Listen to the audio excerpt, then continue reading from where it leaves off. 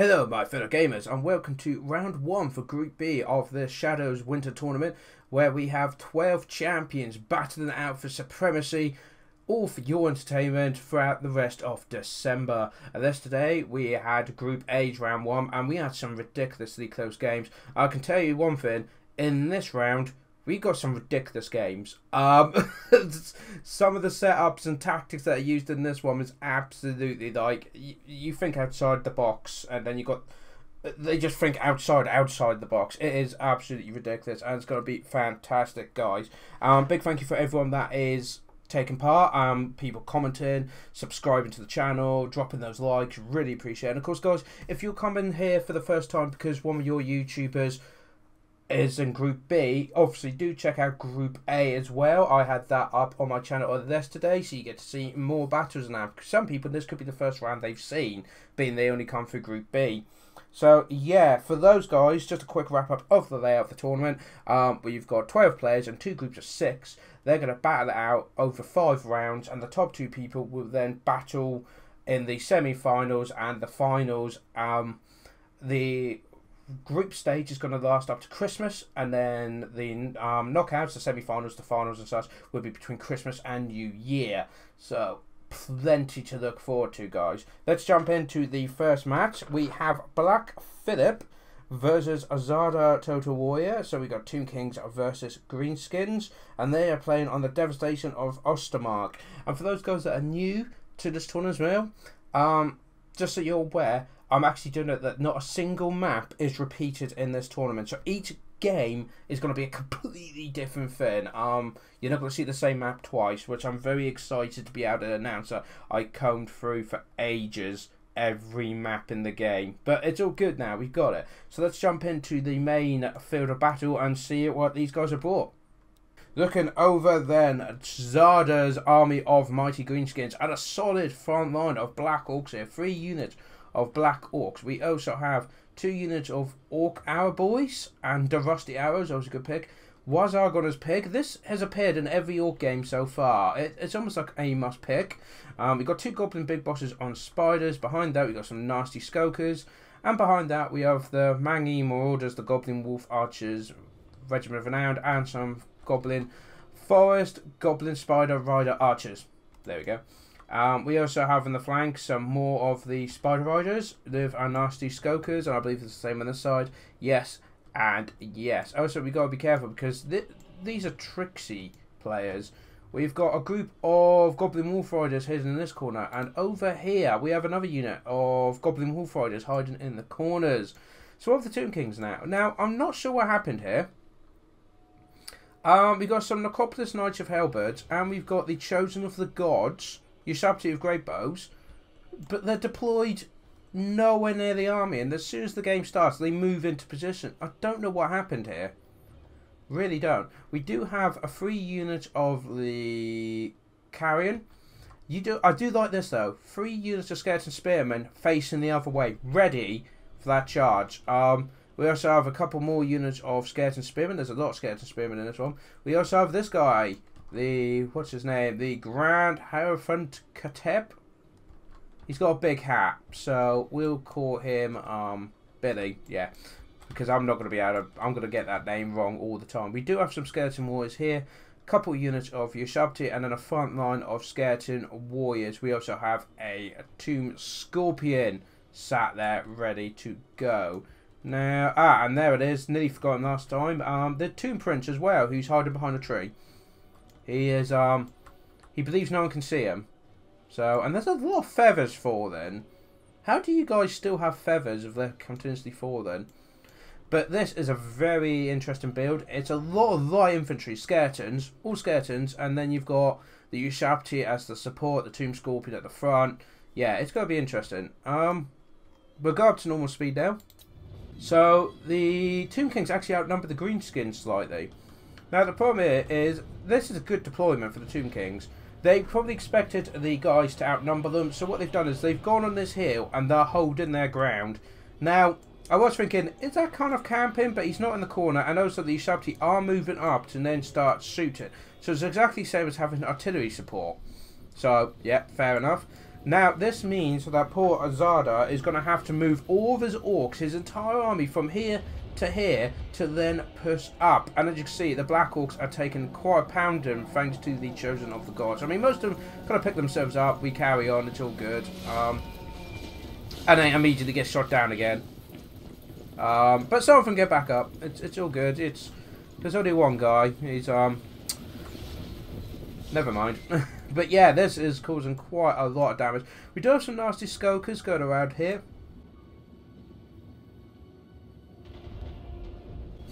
And we've got some nasty skokers going around here. And we've got some forest goblin spider riders sort of set up here.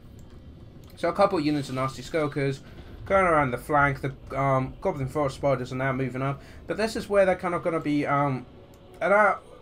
channeled in. Now, I don't know whose advances this leads to, because yes, the Tomb Kings have got everything set up here, and they've got the Ushabti now.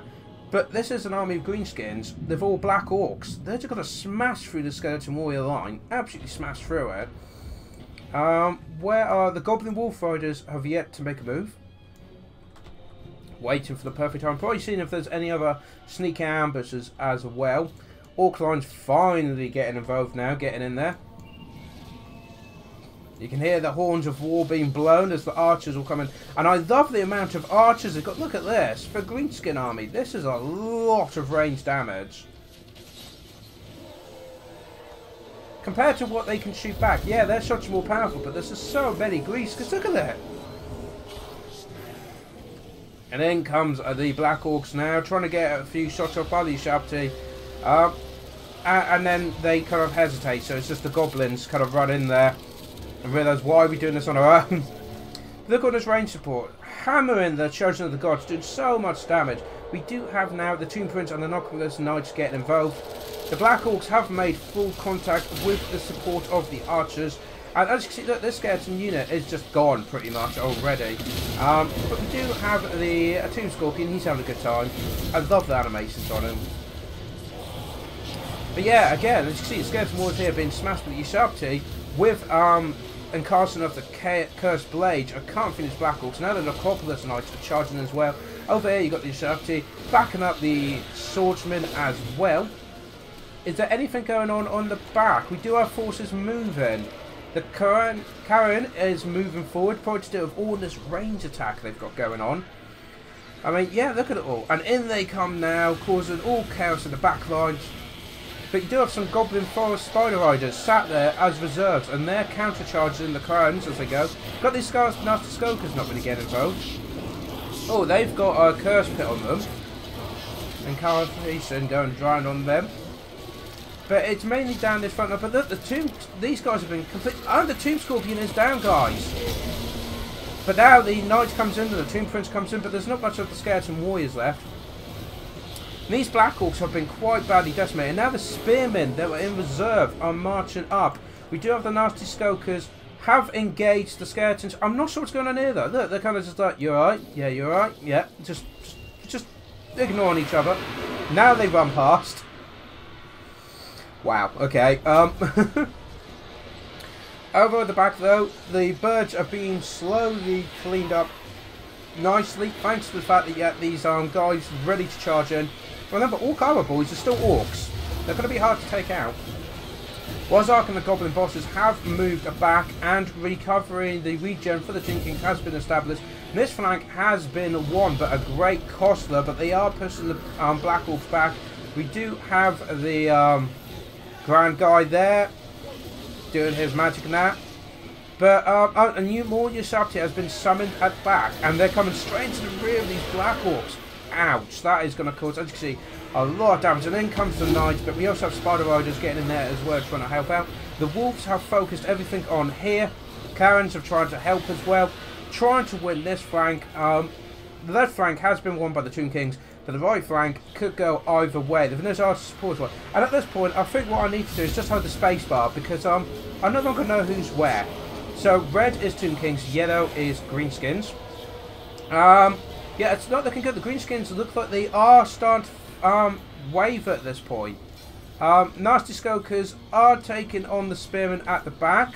Oh, this is good. 1 unit of Nasty Skokers taking up 2 units of Warriors, which is very, very good. do have over here as well. I don't know if he should be really getting into combat, but then again, you've got Manu Marauders getting caught in there. The Tomb Prince's in there as well. With the Cursed Blades incarnation. So it looks like the Orcs are falling back. Wazark very nicely microed there. But with all this range support, the Greenskins can fall back. Get their strength up and then counter-attack. With a range give support. We do have this group of Black Orcs as well. There's something to be aware of. Your Sharpty there is being beaten back. And Warg has finally been initialized at the last moment. Is that Tomb Prince going down? I think he might have done. Oh no, he's doing alright, Tomb Prince. But the Grand guy is getting beaten badly. The Black Orcs are coming behind. He's trying to make a run, but look at the amount of range fire going into him. Just everything's aimed at him and just killing everything that's nearby. It's not looking good. Wazark there chasing him down. How much health has he got? None. He has none. He's that's a lot of arrows. Oh dear, and with him gone, Bounce of Power swings heavily in the Orcs' favour. The Greenskins have brought it back with all their range support. As you can see, that they're just shooting these guys to bits, and where they're just skeleton warriors now, they're just gonna drop down. As you can see, they'll just go, nope, had enough, going back to sleep. And the Tomb Prince is all that's left, and Wazark himself is punching him in the face. Now he's backing off because the range support can get him. Like that. So there we go, guys. That is a win for the Orcs against the Tomb Kings. Well played by Zada there, taking on a prepared Tomb Kings position on the hill. Well played to Black Phillip, giving it a good go. But the Orcs, those Black Orcs, and he just brought mostly skeleton spearmen. That was hard. So let's look at the stat page then. Yeah, as you can see, the numbers, the Black Orcs done devastatingly well, and the ranged units as well. There was so much firepower being shot in against the Tomb Kings that, I mean, the Tomb Scorpion only got 4 kills. These guys were used brilliantly, I have to say, getting in there, trying, if they weren't so many archers and they weren't Orc boys in there, and you didn't have the Spider Riders as reserve, these guys would have probably mopped up those ranged units, no problem, at which point they could have turned around and supported the Skeleton Warriors and Spearmen. But, yeah, Woot, as he's called in this one. I don't know if you have to pronounce that Woot, because it's an exclamation with a question mark, but the fact that he had Orc boys in there, which you don't really expect, he had some Forest Goblin Spider Riders, just sat as reserve, just to defend them, mixing in with the Forest Goblin Spider Rider archers. So, yeah, it was kind of a bit of a mess. And in the end as well, what didn't help is when it all fell apart, you had units everywhere, and the thing is, the Greenskins, I think, have the advantage when it gets broken down like that, because each Greenskin is going to be stronger than one of these warriors, which is exactly what happened. And the fact that the Yushabti, like the Chosen of the Gods, they only got 22 kills, and they got shut down so quickly by all the range support, that suddenly he had nothing to support. Everything had to get in close combat, and the Orcs could actually, in a strange way, sit back and fire at them. Yeah, not very orky at all, but it got him the win, took him by surprise. So well played to Zada. We'll now look at the next round, which is Pharaoh or War. He was making a big comeback, guys. This is one of the first things he's taken part in his comeback going into YouTube. I'm absolutely thrilled we've got him with us. But his first opponent is Setland Apache. If people don't know who Setland Apache is, this is the guy who wrote the rules that are used in every tournament that most Total War players use. I use them, Torrin uses them, Crave Assembly use the rules that Setland Apache wrote. So he's kind of like, he writes the law of how these tournaments have to be done. He is the law master, and it's absolutely amazing to have him on this game. So we've got Pharaoh War, who's going to be using the Vampire Coast. Setland Apache is going to be using the Dwarf, and they're going to be playing on the Everrail Reds. Let's see what they brought along. Okay then, so here is Pharaoh War with his Vampire Coast. Always good to see these guys. I've not actually done a battle report, I don't think, with these guys in. So we've got 1, 2, 3, 4, 5 zombie pirate deckhand mobs. We have a unit of failed bats there. I don't think that's the only one, is it? Actually, I think it is at this line. We have some of the animated hoax. We have Depth Guard, always a good choice. We also have the Mongol Hunter, which is terrifying. We also have 2 units of the Mongols as well. So this is, yeah, this is And don't forget, Settler Apache won't be able to see this. Ah, there's the other unit of fail batch. I knew there was a second. And I think there's some fail batch over there. Is that correct? Yeah, so we've got 3 units of fail batch scattered throughout. Leading this force, we have a Vampire Admiral with a Polearm, and he's got the Law of Vampires. And then we have the Vampire Fleet Captain of the Law of Death. Now, you're going to have to forgive me. These 2 armies are scattered everywhere, so I'll try and cover everything. We've got a bloated corpse here. No one wants to be really too close to him, so he's just been left on the flank. Like, you be on your own. If you pop, that's your own problem. Yeah, and we got the guys there and there. So, Farewell's got quite a decent setup. He's deployed here to try and come up, use the woods as cover, and then take this hill. Finish, Settler Apache, and Sue Devil, if you're watching this, I need your clarification being a Dwarf Master. Is this normal? I mean, what is this? I'm used to dwarves being in a tight box, and this is like the complete opposite of a tight box. This is like, this is an open box that's been scattered all over the living room floor. I don't get it. So I'll try and cover everything. We've got some miners on this flank. Yeah, we're stuff on the left to go across, because there's just so much set into Pat he's got. He's got a full stack here. So he's then got some dwarf warriors. 1, 2, 3. I believe that's dwarf, yeah. 4, 5. So 5 units of dwarf warriors along this front. On this hill, which he knew Pharaoh War was going to go for, he's got a couple of units of rangers. He's got a unit of the Ulfa's rangers. So rangers, regiment of renown, great weapons. We also have some miners as support, and another group of miners are there. Oh, and over here, they're scattered everywhere. We've got some slayers hidden in the woods. At the back, we've got the Rune Lord and a Rune Smith. We've got miners, some slayers at the back, a cannon, and a boat thrower. Is that everything? No, it's not. Can we go over here? Regiment of Renowned, Dragonback Slayers. But where are they pinned into the corner? Some scurvy dogs that have been here. It's almost like Settler knew the deployment of where they were, and he's deployed accordingly. He's scouting out if Pharaoh's got anything hidden. Over here again, look, we've got some scurvy war dogs. There's some slayers. So if you try to get some cavalry or something, there's so much here, guys. There's so much going on. Pharaoh War doing some good scouting here with the Failbats. Now in this battle, guys, I am gonna have to slow it down a bunch, because you see how scattered it is. Yeah, they pretty much use the entire field at one point for fighting. How are numbers looking? Pretty even, slightly in the dwarf's favour. But we have to see how that goes. And these Failbats are not going to last long.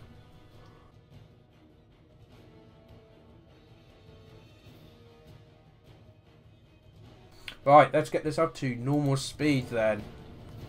These are 2 pro gamers at their best. But I mean, if I was Pharaoh War, I would not know what to do. I mean, look, the scurvy dogs are just trying to run past, and the slayers let them run.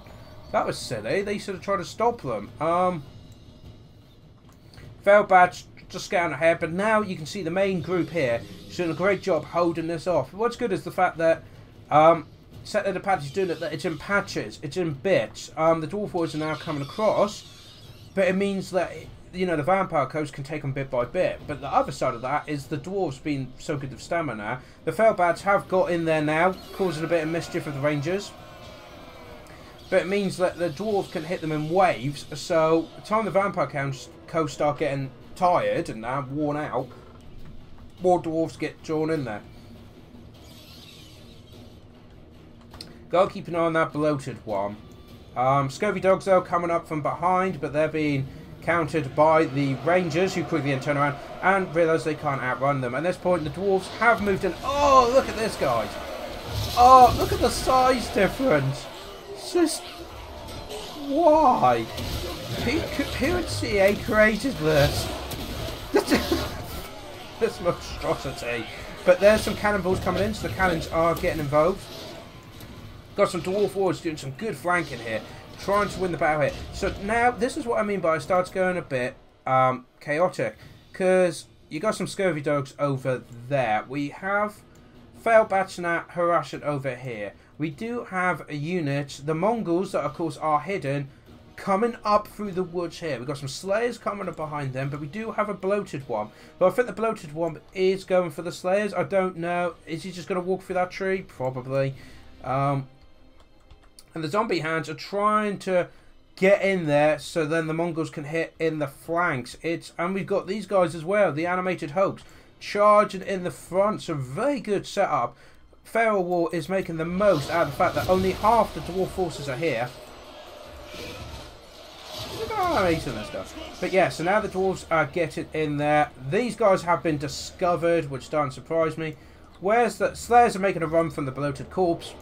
Got some scurvy hogs. I think they're being beaten up by the Slayers over there. I think they've kind of been forgotten. But the Mongols are moving in to flank. But the dwarf miners here have already broken against the Death Guard, which understandable. We do have the great weapons charging in and then put them back again. Where is... I want to keep an eye on that blow one. I want to see that anyway. Got some deck hands kind of sat here ready to ambush these Slayers, which is absolutely good. But the hill is being given up by the dwarfs. We do have this contingent here, though. And they could probably do... I say that the deck hands being wiped out, but the Mongol hunter is just having a good time, really. Scurvy Dogs trying to support in the back. Now the Mongols over here are charging in. Scurvy Dogs going in as well. And this is not what the dwarfs want right now. The dwarfs need a solid line, and the vampire camps are just making a mockery of it. The animated hoaxes are taking a bit of a beam, but the Mongols are just going to sort these guys. But there are Slayers mixed in here, don't forget that. We do have... I love the way the vampire fleet guard, if the poem's getting in there, he's kind of just prodding at them though, he's not really attacking. And at the back here, guys, we do have all of this mayhem. The one group of Mongols is charged down. They have some fail batch with some Scurvy Dogs just to get rid of the range. The Rangers are being beaten up. The miners are trying to help. These Rangers are broken as well and trying to run, but they're being stabbed in the back apparently. What did that damage? They just had a little blood going everywhere. We do have the Slayers coming in. The cannons are giving the support. I believe they're aiming for... Actually, they're trying to secure that hill now. And we do have the Dragonback Slayers moving up. As you can see where the Scurvy Dogs try to make their attack, but there's only a few of them left, and they are crumbling, so they're no longer a threat. So you got this battle going on here, which I would say the vampire counts are winning purely because the the failed bats can chase them down. Mongols can finish these miners off. On the hill, there's the bloated one. I do want to keep an eye on him. We do have some miners broken over there. We do have some zombie deckhands, a couple of squadrons. So they're outnumbered. Surely they're outnumbering the dwarfs at this point. No, the dwarfs did outnumber them. I mean, there's huge blocks of dwarf warriors left, though, guys. And the Rune Lord has got involved with the Rune Smith doing their buffs, attacking the Monster Hoax as well. As you can see, they are going... Who done that?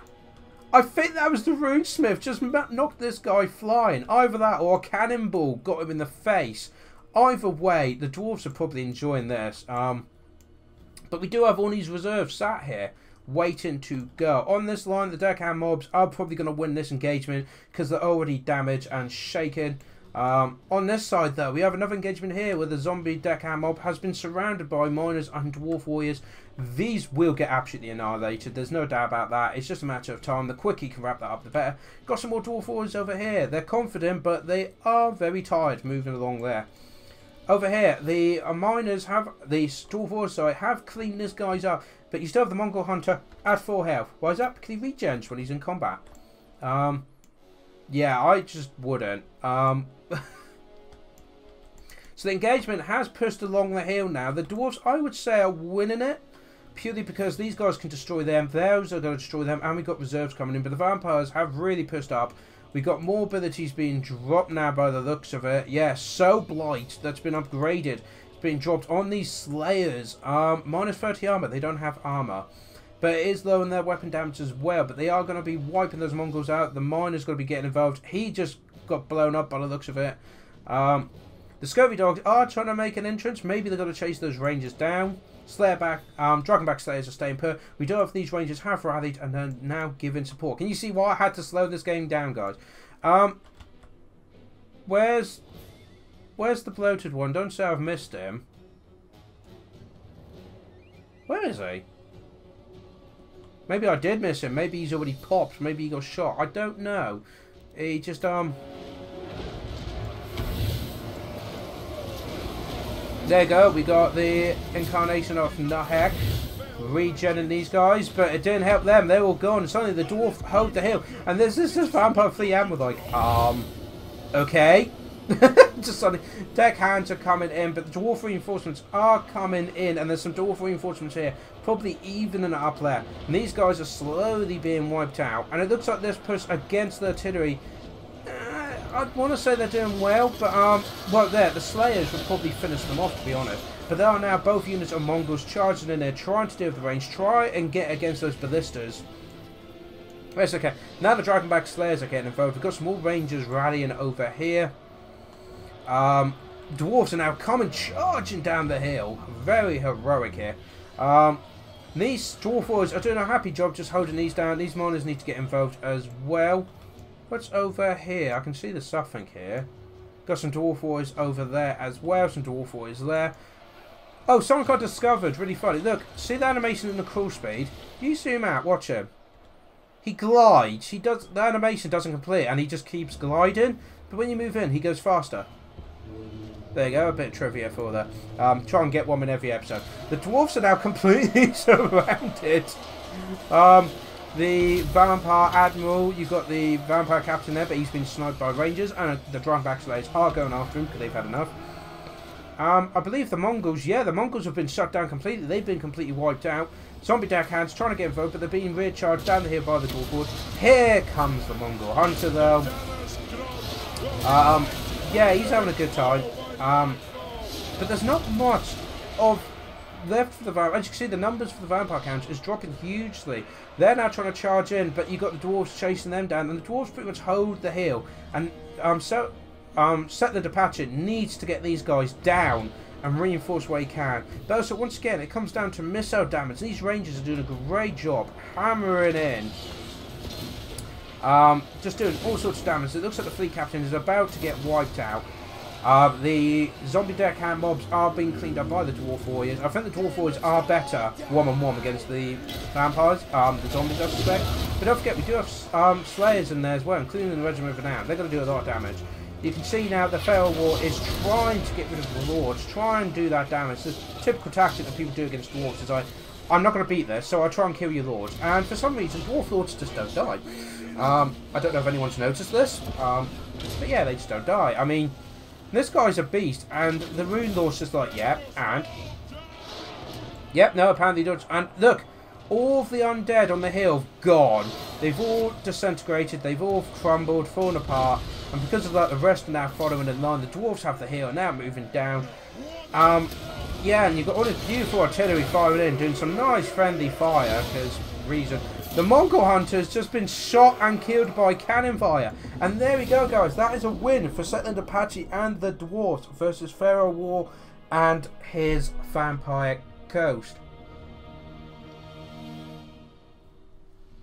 Great game from both players there. That was a really difficult one to follow. I mean, I'm just watching the game. These guys had to control it all. Settler Apache's approach. Sue Devil, I know you're the master of dwarf tactics. Is that a doubt? I mean, is it? Do they allow that sort of thing, or is it not? I know dwarves are quite funny of how things are, but it worked, and it did give him a great victory against the Vampire Coast. So is that grudges removed? I don't know. Do comment below, guys. How many grudges you think just got removed by that victory? Let's look at the stats over here now. So, as I said, Settler Apache did an amazing job deploying in the most opposite way you expect dwarves to do, and the fact that he had some strong units in the corners to stop the scurvy dogs. So as you can see, one unit got wiped out. The bloated corpse took out one guy apparently, so I think he auto-charged into someone and blew up. Death Guard done quite good before being wiped out. I like what he did with the numbers, but unfortunately the dwarf warriors did the same thing.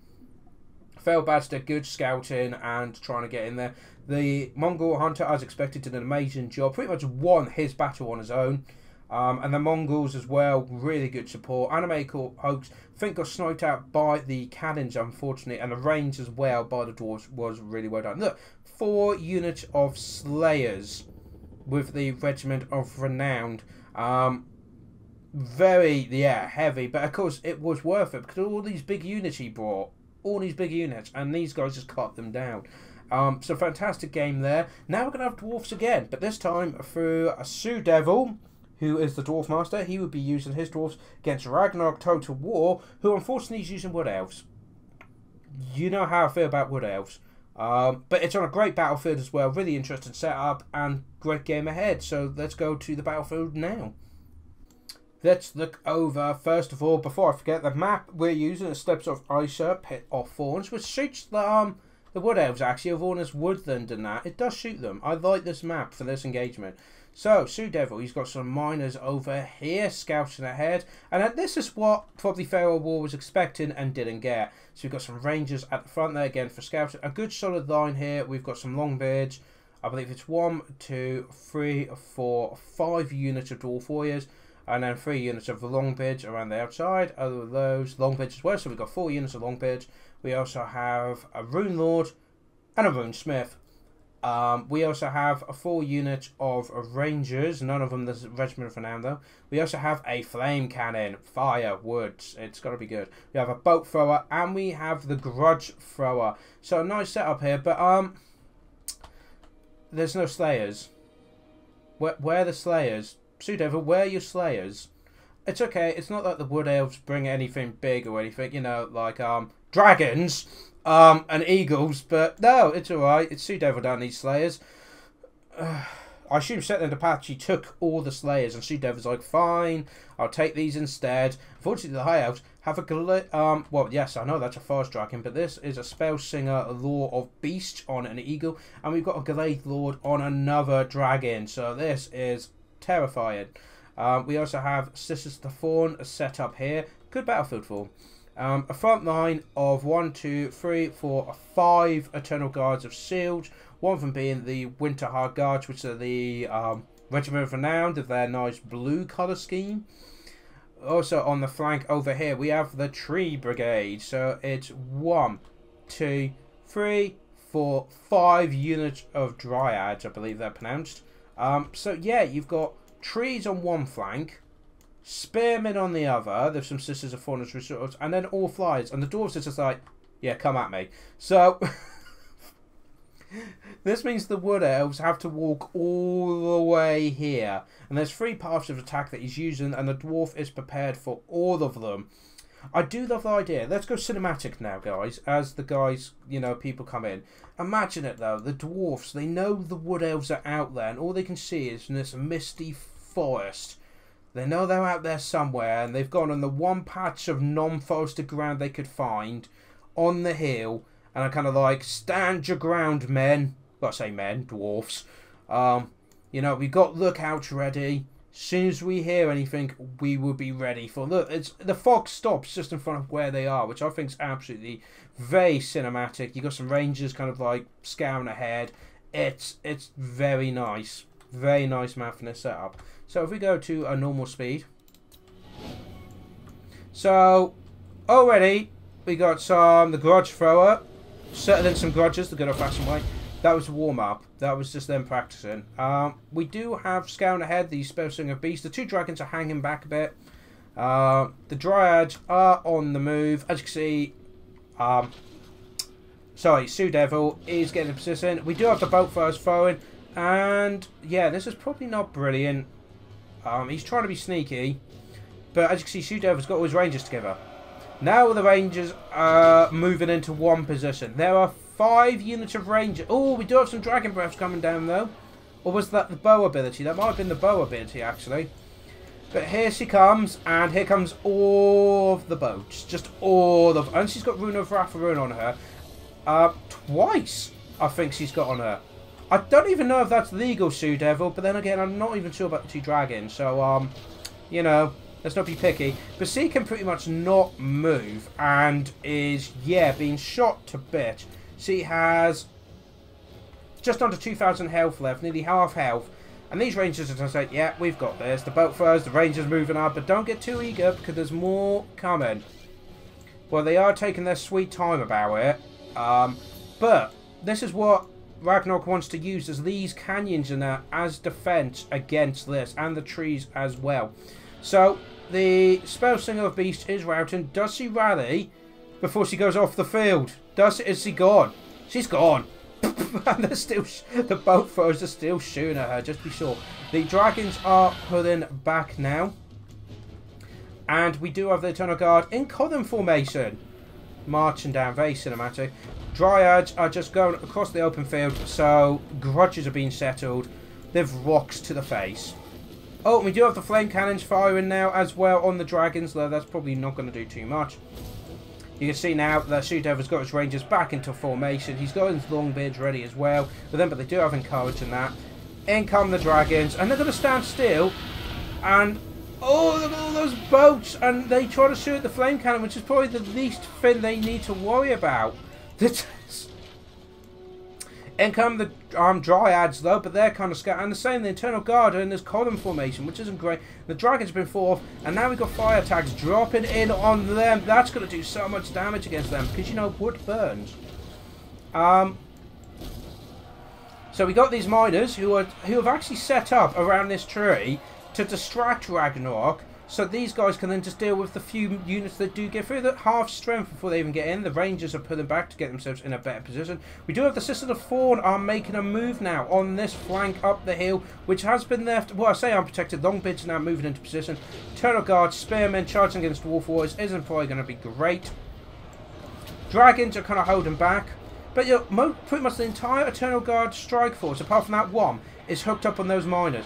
Now all these Sisters of Thorns are coming in, trying to get the boat forward, trying to move in. But in comes the Rune Lord and the Rune Smith. And again with the the Hammer of Karak and the Master of Warhammer. Those guys are gone. Yeah, they're just gone. Dryads here actually just stood still and let the Rangers shoot them, which isn't great. And now they're coming in. We've got the dragons are coming back. But look, this one unit is holding 3 units back. That one unit marches was holding 3. And look, now they're getting 3 shots off, where 2 units chase off a routing unit. No, only 1 unit's made it in to combat with the spear army. We do have the dragons giving in support. The Rangers, though, dealing with the dryads here, cleaning them up nicely. Oh, look at these breath attacks. Ooh. Ooh. I think more grudges just got written than written off after that. Do have the flame cannon though, doing some nice damage. You can see they've lost so many guys to get 1 unit of dwarves. It just wasn't worth it. Now the dragons have landed, so this is when you want the slayers to come in. This is when you want the slayers to come in. We do have the rune of negation, so 44 damage resistance, very nice. Going against the quarrelers, which is probably the best bet. Try and take them out.